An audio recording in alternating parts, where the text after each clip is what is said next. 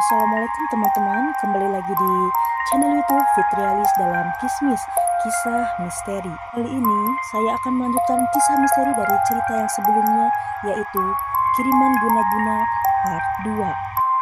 Selamat mendengarkan.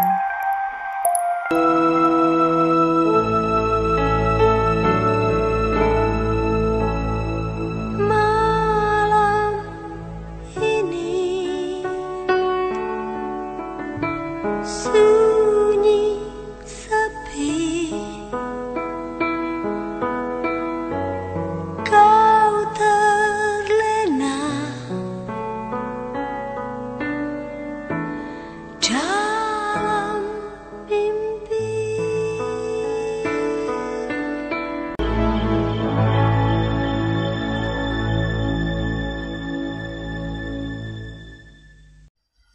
Pada akhirnya, Raffi, Feni, dan putri mereka Vina menempati rumah baru mereka.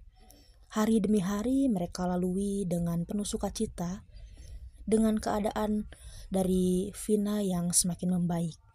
Tiba-tiba terdengar suara telepon yang berdering. Ketika Feni mengecek, oh ternyata Abah yang menelpon.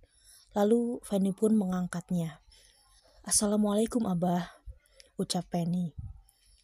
"Waalaikumsalam," jawab Abah. Lalu Abah bertanya mengenai keadaan Vina. Dan Abah meminta mereka untuk datang ke rumahnya untuk mengganti kalung yang tengah dipakai Vina dengan kalung doa yang baru. Mendengar penjelasan dari Abah, Feni pun mengiyakan. Lalu ia pun mengajak suaminya untuk pergi ke rumah Abah yang berada cukup jauh dari kediaman mereka. Namun, saat mereka tiba di depan rumah Abah, Vina, putri mereka, melihat ada sesosok mengerikan berada tepat di belakang mereka. Ya, Vina melihat ada sosok monyet menyeramkan mengikuti mereka. Kebetulan Abah keluar dari rumahnya dan membantu mengusir sosok monyet gaib itu. Kata Abah, sosok itu mengikuti mereka dan ingin mengganggu Vina. Setelah Abah melihat keadaan Vina dan mengganti kalungnya, Abah pun memberitahu bahwa mereka harus tetap waspada terhadap segala kemungkinan. Esoknya, Feni meminta izin pada suaminya untuk membuka warung kembali di kediaman baru mereka. Raffi pun mengizinkan. Dan saat Feni memulai kembali usaha itu dan usahanya berjalan lancar, pembeli pun saling berdatangan. Namun, setelah kurang lebih 3 bulan mereka membuka usaha warung, tiba-tiba ada tetangga mereka yang ikut-ikutan membuka usaha yang sama, membuka warung jajanan juga sama seperti yang mereka lakukan. Melihat hal itu, Feni dan suaminya tidak mau ambil pusing, karena pada dasarnya mereka yakin bahwa rezeki sudah ada yang mengatur. Pada saat malam hari, tetangga mereka yang ikut membuka warung itu tiba-tiba berteriak di depan rumahnya, "Kuntilanak!" Feni dan Raffi serta beberapa tetangga yang lain pun bergegas keluar rumah untuk mencari tahu apa yang sedang terjadi. Tetangga mereka yang berteriak kuntilanak itu terlihat seperti orang yang sedang kesurupan. Dia wanita yang usianya tidak jauh beda dengan Feni. Wanita itu tertawa cekikikan, lalu menangis seperti yang kesakitan. Melihat hal itu, Feni dan orang-orang yang melihatnya pun keheranan. Tiba-tiba, suami dari wanita itu datang dan menolongnya dengan mengucapkan kalimat-kalimat yang samar-samar terdengar. Tidak lama kemudian, wanita itu tersadar. Lalu, mereka pun meninggalkan tetangganya dan pulang ke rumah masing-masing. Keesokan harinya, keponakan Feni yang seorang anak indigo datang berkunjung ke rumah mereka. Lalu, Feni pun menceritakan tentang kejadian semalam pada ponakannya itu. Saat mendengar cerita Feni, keponakannya yang bernama Ria keheranan. Tiba-tiba Ria berkata, "Itu mah cuman acting, Bi Feni. Itu kuntilanak sebenarnya punya dia. Peliharaannya dia, Bi," ungkap Ria.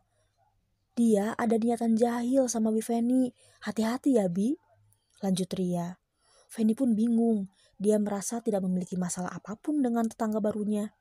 "Udahlah, Bibi gak mau banyak pikiran, Ri," ucap Feni mengakhiri pembicaraan mereka, seolah tidak percaya. 1 bulan kemudian, Warung Feni menjadi sepi pembeli. Namun, warung wanita tetangganya itu menjadi ramai pembeli.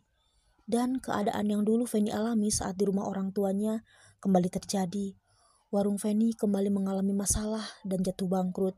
Tapi ternyata warung wanita itu juga ikut tutup karena mendadak sepi pembeli. Beberapa hari kemudian, ponakan Feni kembali datang ke rumah mereka dan menginap beberapa hari. Mereka pun berbincang-bincang tentang banyak hal. Malam harinya, wanita yang memiliki kuntilanak itu datang ke rumah Feni dan mengirimi Feni sepiring makanan. Feni pun menerimanya dan mengucapkan terima kasih, lalu wanita itu pergi. Tanpa ada rasa curiga, Feni pun membawa makanan itu ke dalam rumah. Namun, saat Ria, ponakan Feni, melihat makanan itu, ternyata apa yang Feni dan Ria lihat sangatlah berbeda. Ria melihat kalau makanan itu berubah menjadi segumpal daging dan masih banyak darahnya. Ria syok dan menangis, lalu pergi ke toilet karena tidak kuat menahan ingin muntah karena melihat apa yang baru saja dia lihat di piring itu. Setelah itu, Ria bilang kalau wanita itu sirik pada Feni, sirik pada kehidupan Feni dan keluarganya. Raffi yang baru pulang bekerja pun heran melihat keadaan Ria dan bertanya apa yang sudah terjadi. Kemudian Feni dan Ria pun menjelaskan kepada Raffi tentang apa yang mereka alami tadi. Namun setelah itu Ria menjelaskan kepada Feni kalau ilmu hitam yang dimiliki wanita itu kurang tinggi, sehingga apapun jenis guna-guna dan santet yang akan dia kirim kepada Feni justru akan berbalik mengenai dirinya sendiri. Beberapa bulan kemudian, keadaan kembali normal. Tidak lama, wanita itu datang ke rumah dan meminta Raffi untuk membuatkan pagar rumah. Kebetulan, pekerjaan Raffi adalah membuat pagar dan lain-lain. Tanpa curiga dan berpikir yang aneh-aneh, Raffi pun mengiyakan pekerjaan itu. Namun, setelah Raffi selesai mengerjakan semuanya, tiba-tiba hal ganjil kembali terjadi. Sifat suaminya kembali berubah menjadi dingin, kembali suka marah-marah tanpa sebab. Mau tidak mau, Feni pun menanyakan hal ini kepada Ria ponakannya. Ria pun menjelaskan dan kembali ternyata Raffi terkena guna-guna. Namun kali ini wanita itulah yang mengirimi Raffi guna-guna. Ria bilang kalau wanita itu ternyata diam-diam tertarik pada Raffi. Dengan ilmu sihirnya, wanita itu mengirimkan aura gelap kepada wajah Feni. Aura wajahnya sengaja dihitamkan. Ria berkata kalau Raffi kena pelet oleh wanita itu. Feni pun syok mendengarnya. Lalu Ria menyarankan agar Feni melakukan ritual mandi kembang dan garam. Feni pun menyiapkan semuanya. Namun, pada saat akan mandi, garam yang sudah Feni siapkan mendadak menghilang dengan sendirinya. Keadaan yang makin membuat ia kebingungan. Lalu Ria bilang, "Udah Bi, ganti aja pakai air cucian beras." Feni pun bergegas melakukan apa yang dianjurkan oleh Ria. Setelah Feni melakukan ritual itu, perlahan sifat Raffi pun kembali mulai membaik.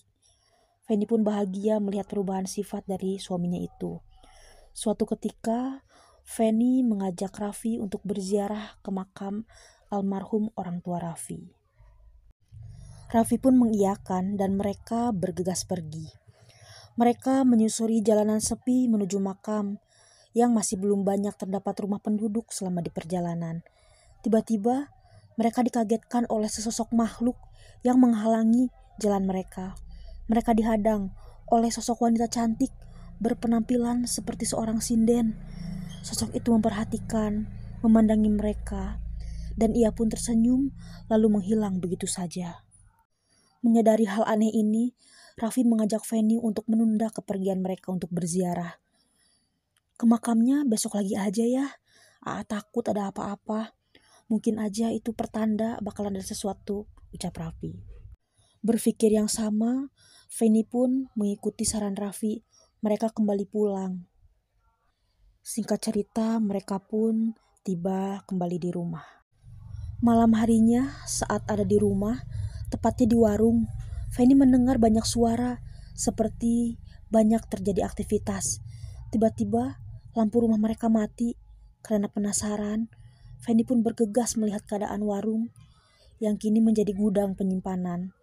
dia melihat di warung ada sosok kakek tua buruk rupa. Makhluk itu berkata, "Naon maneh, ikut campur wae karena urusan urang." Yang artinya, apa sih kamu ikut campur terus urusanku? Setelah berkata seperti itu, lagi-lagi makhluk itu menghilang entah kemana. Keesokan harinya, Raffi, Feni, dan putri mereka pun memutuskan untuk pergi berziarah ke makam. Perjalanan mereka kali ini berjalan lancar. Namun, saat tiba di makam, terasa tiupan angin yang begitu kencang mengenai tubuh mereka. Daun-daun di sekeliling makam pun bergerak riuh. Tanpa menghiraukan hal itu, mereka meneruskan niat untuk berziarah dan mereka pun berdoa. Setelah selesai, mereka kembali pulang. Dan lagi-lagi kejadian aneh pun terjadi. Di rumah, Vina, putri mereka, mengalami hal yang aneh. Vina kini jadi sering mendengar suara-suara aneh, menyeramkan seperti tangisan, suara wanita tertawa, dan tidak jarang juga melihat sosok-sosok gaib di dalam rumah mereka sampai sekarang. Lalu, bagaimana kelanjutan kisah mereka? Tunggu di part 3 ya. Terima kasih yang sudah mendengarkan. Jangan lupa like, komen, dan subscribe. Terima kasih banyak. Assalamualaikum warahmatullahi wabarakatuh. Kau tak